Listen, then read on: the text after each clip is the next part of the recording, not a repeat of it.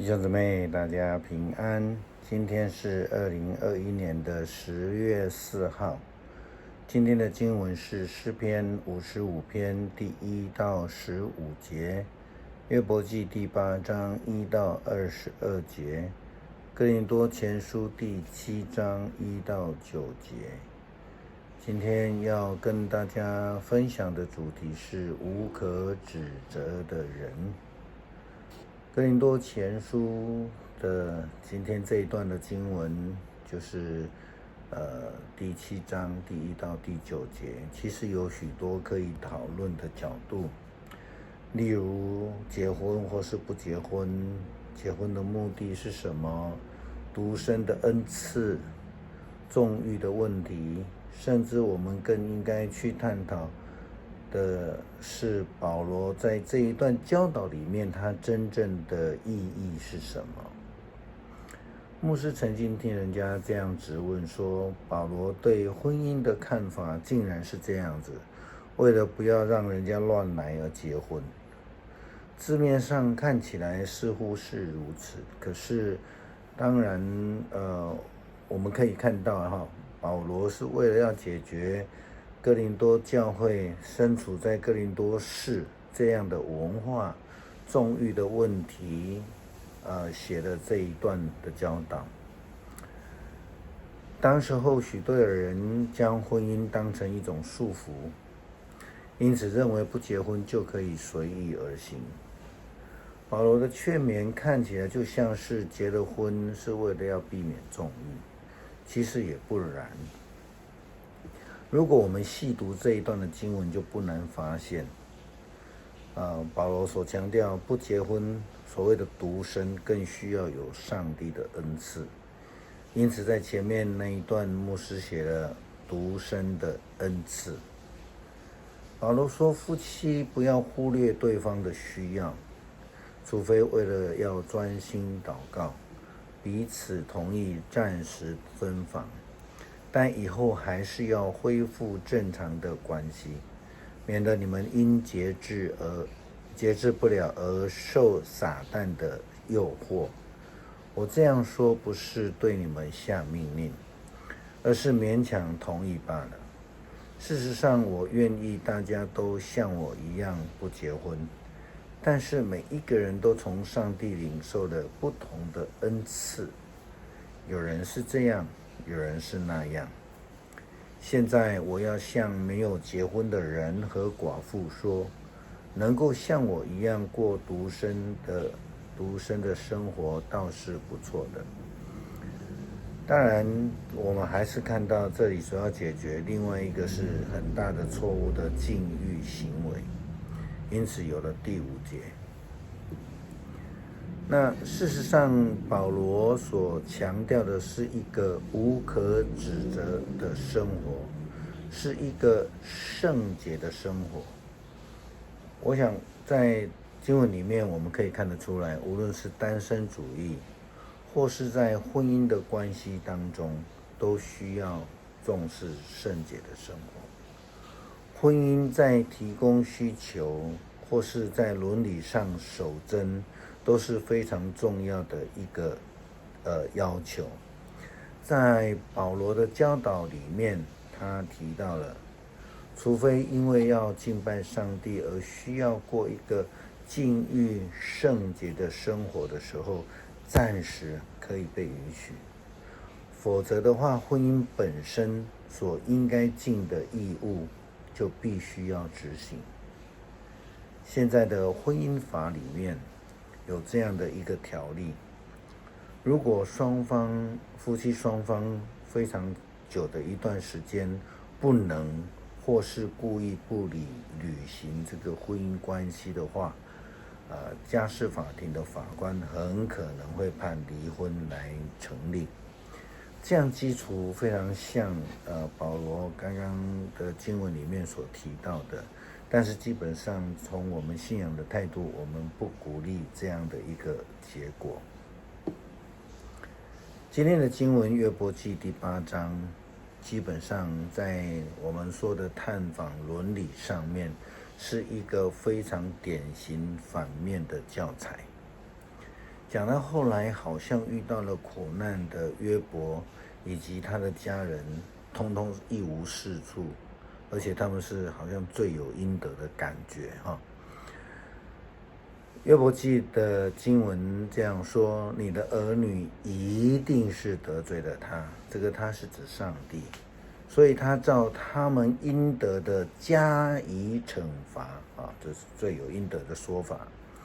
你应该转向上帝，恳切寻求全能者。如果你纯洁正直，上帝一定帮助你，恢复你的田园家事。这种无可指责的标准，是要这些受苦难的人都被人反省，被人责备，思考自己是不是得罪了上帝，才有这样的恶报呢？如果这个论点是成立的，那我们实在是太小看上帝了。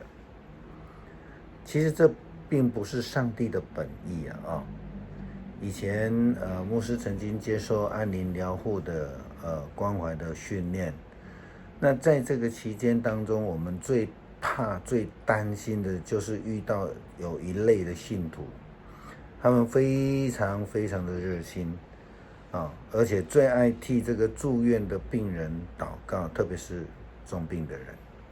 而且他们在祷告的这个当中，完全不分你的病情你的轻重通通千篇一律的说，你若是有信心你祷告一定会好，或是说你一定要认罪才会被赦免，然后你的病就会好。好像每一个生病都是因为犯了罪。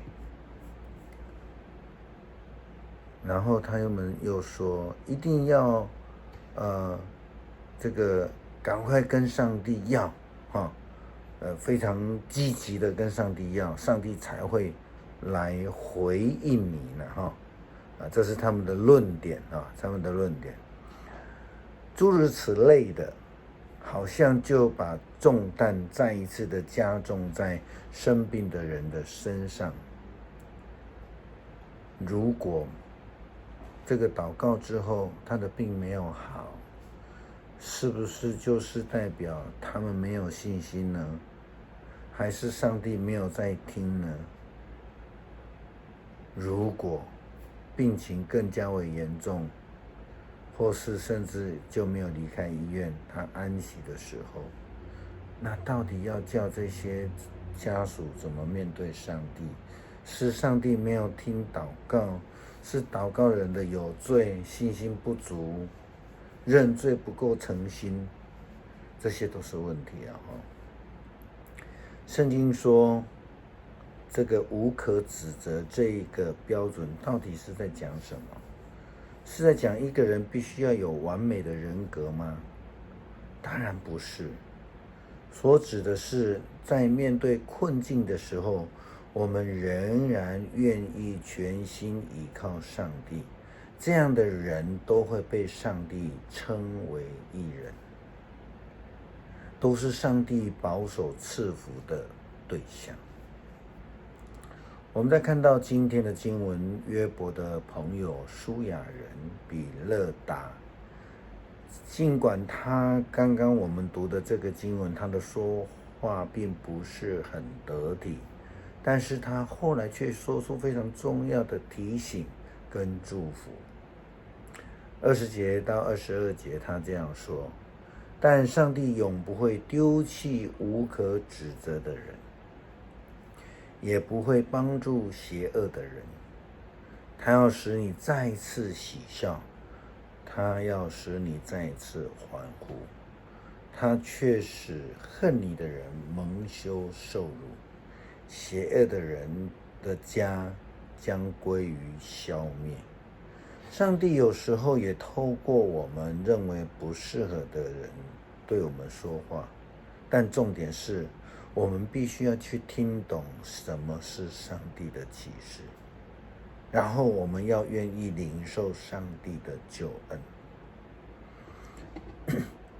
最后我们再用诗篇55篇第1到15节来作为我们今天的祷告。上帝啊，求你垂听我的祷告，不要躲开不理我的祈求。求你垂听我，回答我。我因焦虑而疲乏不堪，仇敌的恐吓、恶人的逼迫，都使我烦乱不已。他们把灾难加给我，他们向我发怒，憎恨我。